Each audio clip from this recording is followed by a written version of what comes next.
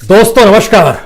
दोस्तों अब तो सुप्रीम कोर्ट ने भी सरकार से कह दिया कि इस देश के नागरिकों की दीपावली होगी कैसी, यह सब कुछ आप ही पर निर्भर है। यानी जनता की जेब खाली है, उसके घर में बचत का पैसा नहीं है, बैंक में जो भी पैसा है उस पैसे की कीमत लगातार कम हो रही है और ऊपर से जिसने किस्त लिया है उस किस्त पर भी अगर उसे ब्याज देना पड़ जाए उन हालात में जब उसके पास रोजगार नहीं है और बाजार में रोजगार उपलब्ध नहीं है, तो फिर दीपावली तो आप ही मनवा सकते हैं। और सरकार के हाथ पांव फूले हुए हैं, कौन सा निर्णय ले, कैसा निर्णय ले। वह तो सोच रही है कि दरअसल कूपन हर हाथ में दे दिए जाएं और उसने दे दिए सरकारी कर्मचारियों को। यह लीजिए एलटीसी का कूपन, यह लीजिए फेस्टिवल का कूपन और बाजार में जाइए और सामान खरीदना शुरू कर दीजिए। और सामान भी वही खरीदिए जिस सामान पर 12% जीएसटी आपको देना पड़े। यानी एक साइकिल पुरानी कैसे चल पड़े इकोनॉमी की, इस दिशा में सरकार के पास शेख चिल्ली सरीखे सपने हैं। इन सपनों का सच क्या है? और 2 नवंबर को दोबारा सुप्रीम कोर्ट में सुनवाई होगी तो फिर क्या वाकई सरकार कोई एक खांचा रख पाएगी? दीपावली इस देश की कैसे मने? नागरिकों के घर में दिए भी कैसे जलें? पटाखे फोड़े ना फोड़े लेकिन पूजा करे, मिठाई करे, कुछ कर पाएगी? लेकिन इन सारी बातों पे बंटाधार 2 बातें इस देश की सच को एक तरफ आईएमएफ ने कह दिया और दूसरी तरफ दुनिया के भीतर में जब हर किसी की इकोनॉमी नीचे जा रही थी, हर कॉरपोरेट की इकोनॉमी नीचे थी, उसका टर्नओवर नीचे था, तो इस देश के भीतर में सत्ता के करीब जो कॉरपोरेट थे, जो घराने रईस थे, उनका टर्नओवर लगातार बढ़ते बढ़ते इस हद तक बढ़ गया कि अंतर्राष्ट्रीय तौर पर उनकी पहुंच हो गई। यह खेल क्या है? और किसी भी देश के भीतर में कॉरपोरेट की ताकत टर्नओवर से अगर बढ़ रही हो और देश कंगाल टर्नओवर के तौर पर हो रहा हो, जीडीपी के तौर पर हो रहा हो, तो फिर एक बात जान लीजिए, यह देश का ही पैसा है जो शिफ्ट किया जाता है कॉरपोरेट की हथेलियों में। और कॉरपोरेट दुनिया के मानचित्र पे टॉप 10 में आता है, टॉप 5 में आता है, टॉप 3 में आता है, रईस होते चला जाता है और देश का इंडेक्स नीचे और नीचे और नीचे गिरता चला जाता है। तो आज बात शुरू कहां से की जाए? बात तो शुरू हमें लगता है कि आईएमएफ से करनी चाहिए, जिसने कहा कि इस बरस में लगभग -10% जीडीपी रहेगी, -10.9% जीडीपी रहेगी और दुनिया के तमाम देशों में सबसे नीची जीडीपी रहेगी। यह पहला सच है।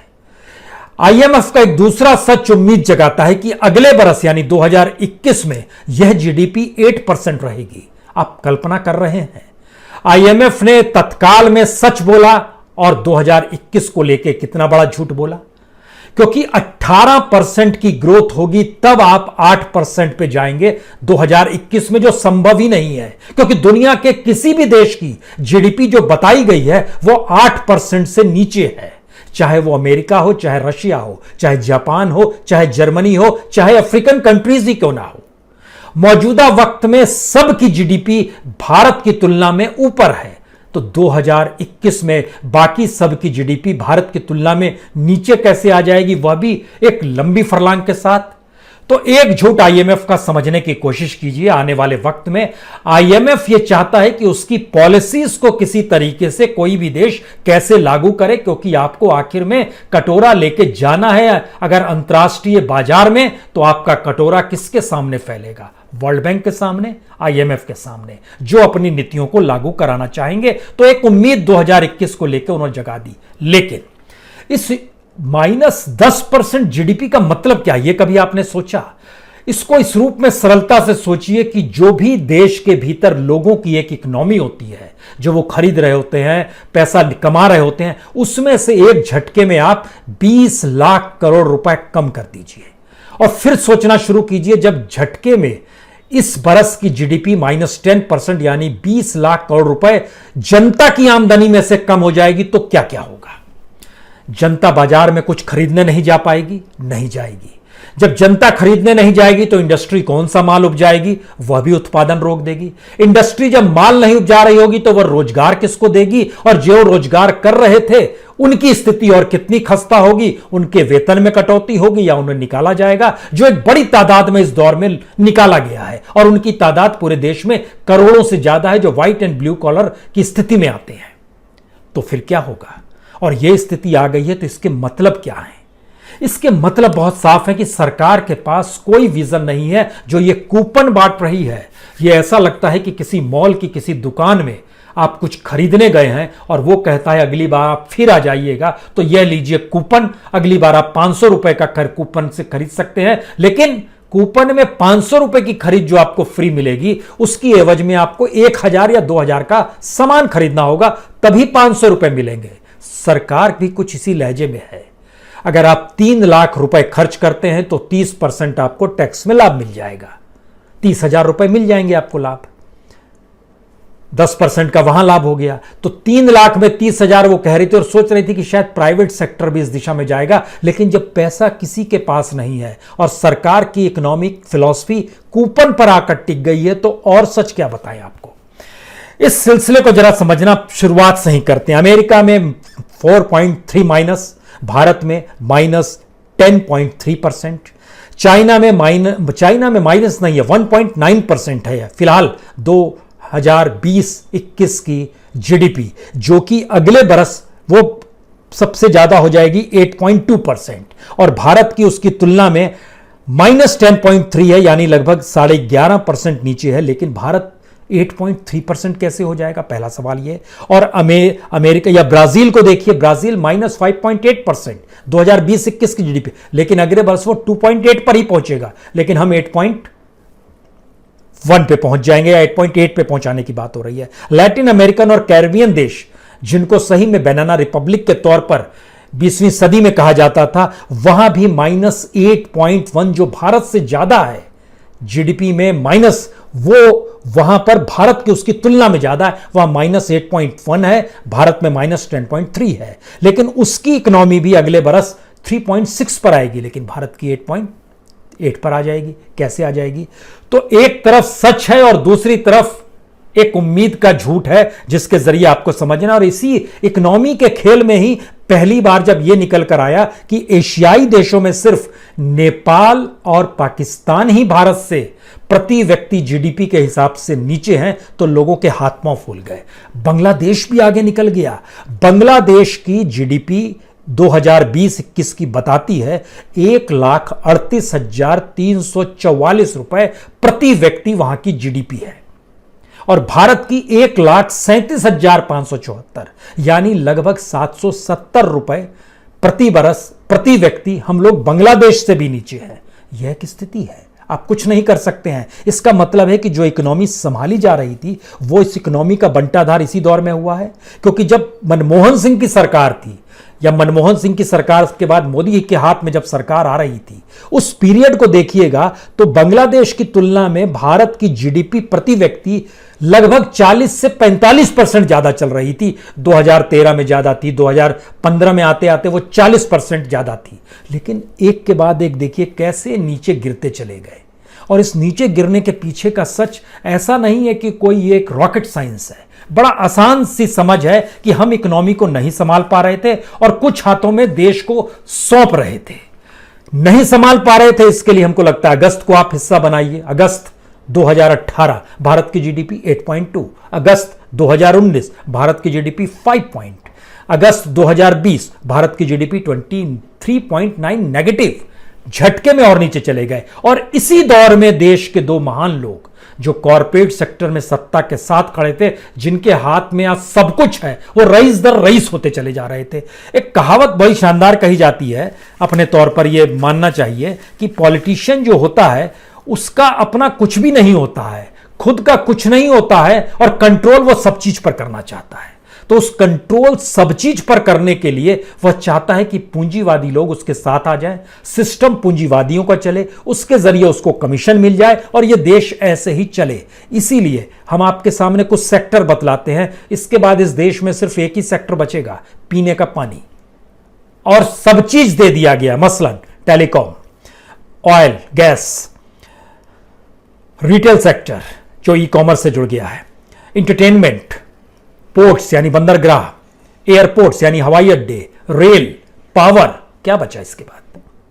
सारे सेक्टर्स कॉरपोरेट मित्रों के हाथ में दे दिए गए और इसके पीछे कोई फिलॉसफी रिसर्च की नहीं थी, यानी यह सोच नहीं थी कि कोई इनोवेशन हो रहा है। दरअसल उनकी मोनोपोली क्रिएट की गई और मोनोपोली के जरिए उनका टर्नओवर लगातार बढ़ते चला गया। हमको लगता है एक जिक्र आज जरूर करना चाहिए यहां, जिस समय मनमोहन सिंह की सरकार थी 2014 तक, उस समय इस देश के सबसे रईस रिलायंस यानी अंबानी के जो अपना जो उनका वर्थ था, वो वर्थ तकरीबन 18.6 बिलियन डॉलर का था, 18.6 बिलियन डॉलर।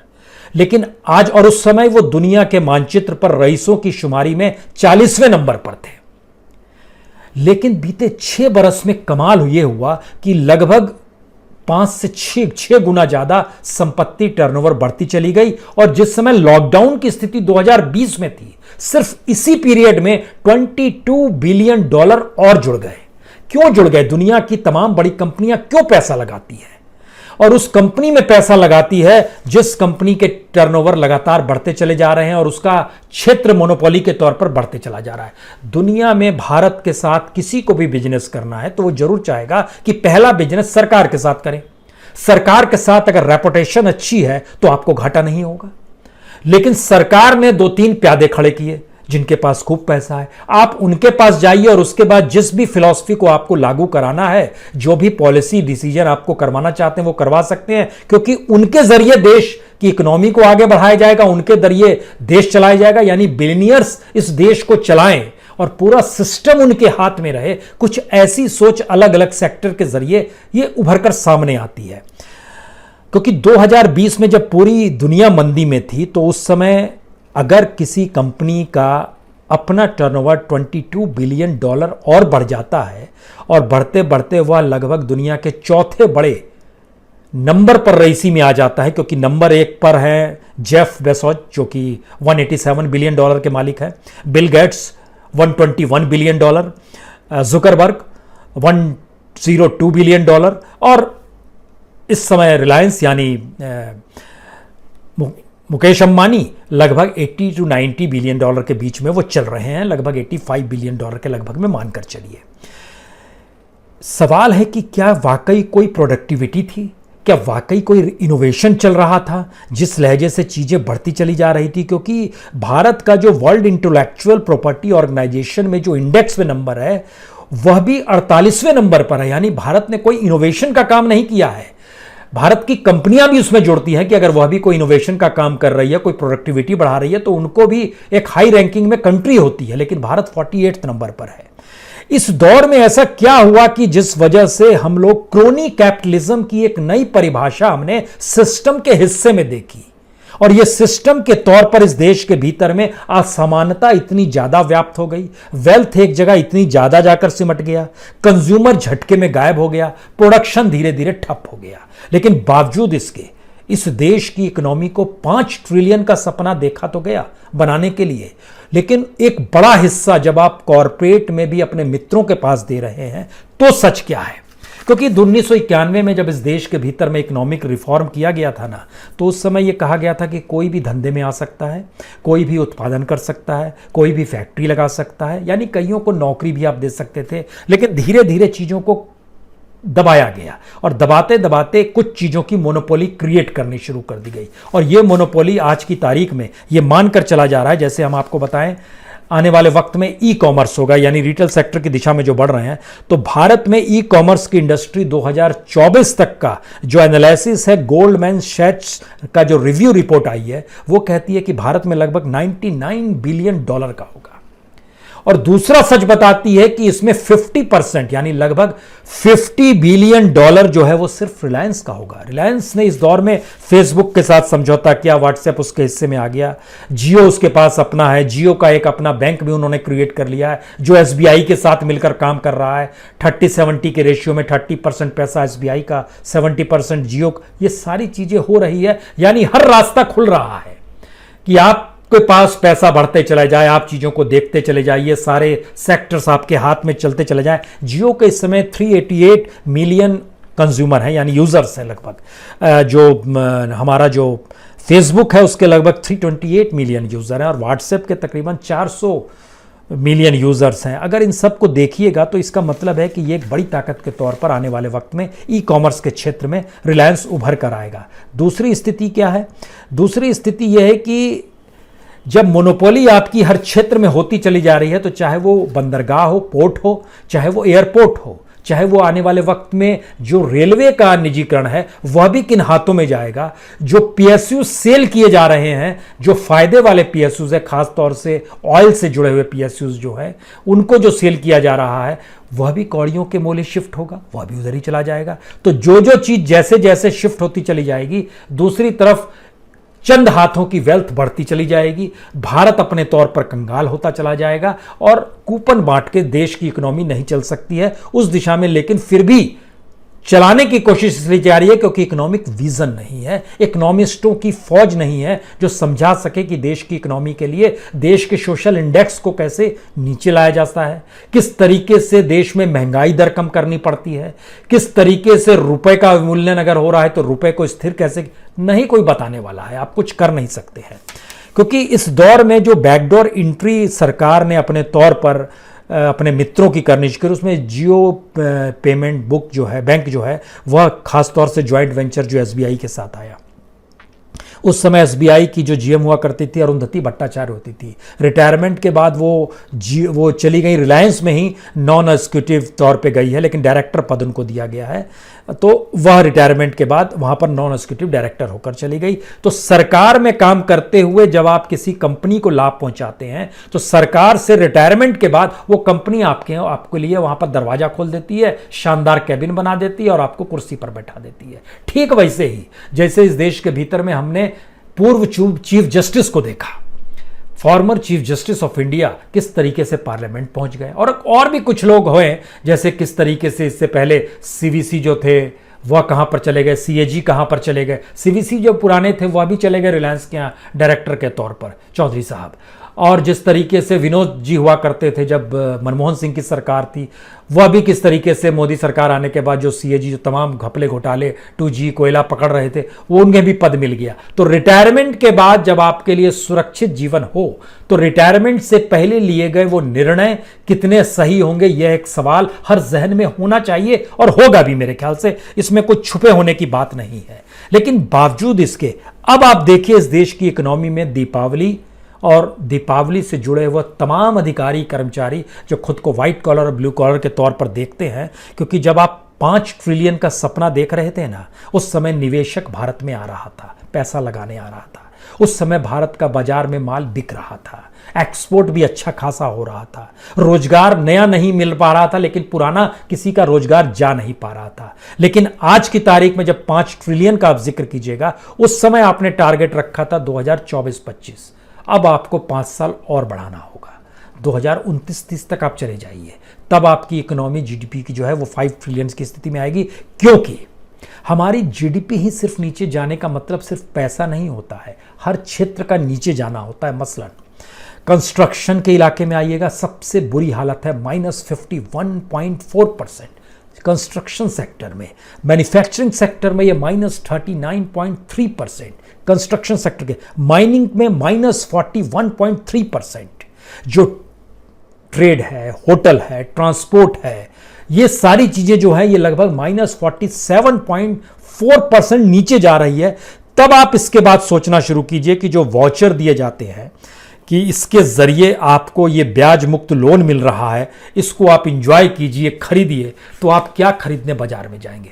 आपको अगर आपके पास मॉल से ही जब आपको दिया जाता है पर्चा की लीजिए छूट है, इसके बाद आप खरीद सकते हैं, सरकार ने इसी तरीके से आपको वाउचर्स दे दिए हैं।